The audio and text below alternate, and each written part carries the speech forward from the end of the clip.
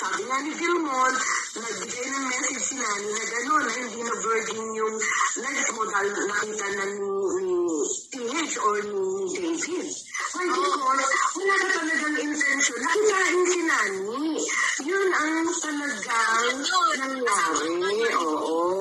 Assumption. So, yung giro ni Nani, Doon. Paano ka mag-a-assume? Hindi ka naman namin kasama. Kung ikaw ang sabi niya, ayun na nga, dyan tayo, alam mo, mag-hindi kasama, yung mga... Di ba eskwela yun?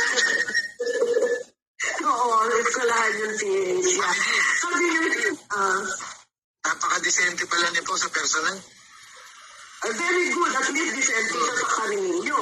Sana maging decente rin siya dito sa community natin, di ba, PH? Alam natin, kaya natin mambalahura, pero alam din natin paano tayo magiging decente. kayo ang gumagawa ng sarili yung perception sa tao. Yun yung Right.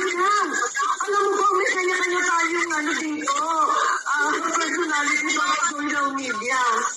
Kami din-explain ko na nga sa'yo. Nung time na yun, ayoko makipagkita dahil nababastusan ako. Bakit hindi ma-take ng tao yun? Bakit Hindi ba, dahil sinabi ni AI na yung legs mo hindi na virgin, that means talagang kinita mo yung dalawa dahil na ang alam ng tao, si Nani ang una mong kikitain, especially si Maldita.